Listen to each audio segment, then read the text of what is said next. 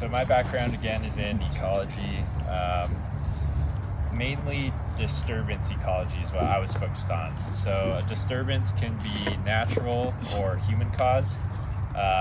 Natural disturbances like bark beetles, wildfire, wind throw, even drought can be considered a disturbance. Basically anything that changes the structure and function of the forest ecosystem.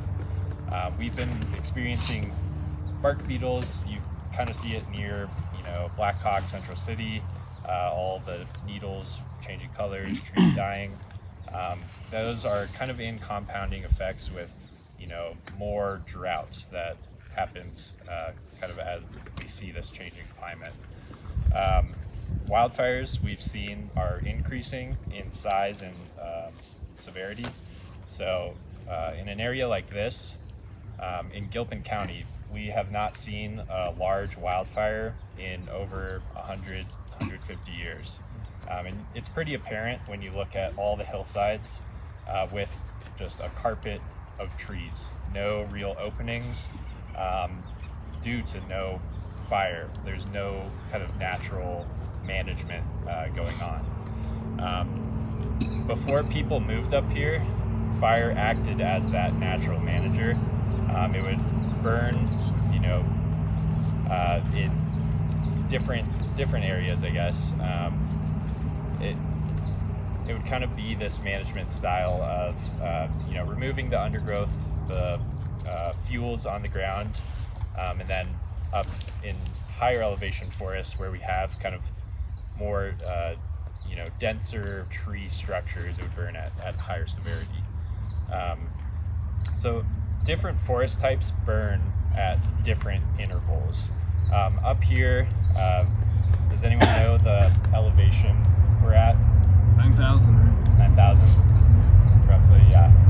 And if you look around, what tree species do you see? Lodgepole, yep. Yeah, I don't see any ponderosa. I only see lodgepole. So lodgepole is kind of growing at that higher elevation forest around like 8,000 to 10,000 feet. There's also kind of mixed conifer forests, which would include different types of tree species. So that would be like lodgepole, ponderosa, limber pine. You have a few, fir and spruce, Douglas fir, and then aspen. So kind of that mixed forest type. In Gilpin County specifically, we really see these large contiguous lodgepole stands. And that's due to the ecology of the forest. Before people moved up here, lodgepole would burn all at once. They're kind of adapted to burn. They grow up together, and then when a fire comes through, they all die together. They have a fire-adapted traits like serotinous cones, meaning their cones are closed until they get heat from the fire, which then releases their seed.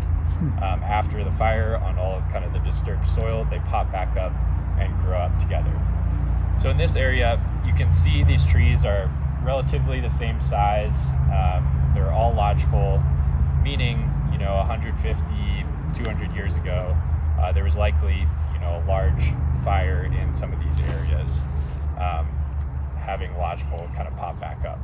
When you get into lower elevation forests, you see more ponderosa, more open-grown forests. Those would burn kind of frequently, but be lower severity, because ponderosa have fire-adapted traits like thick bark, so they would resist fire. They wouldn't all be consumed by fire.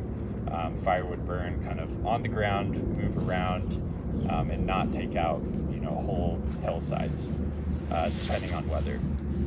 Up here, it's really dense, and you don't experience fire as frequently, but when there's a fire, it's usually much higher severity, meaning larger size hillsides will likely all kind of burn if weather conditions line up. Wind is pushing it, usually to the east.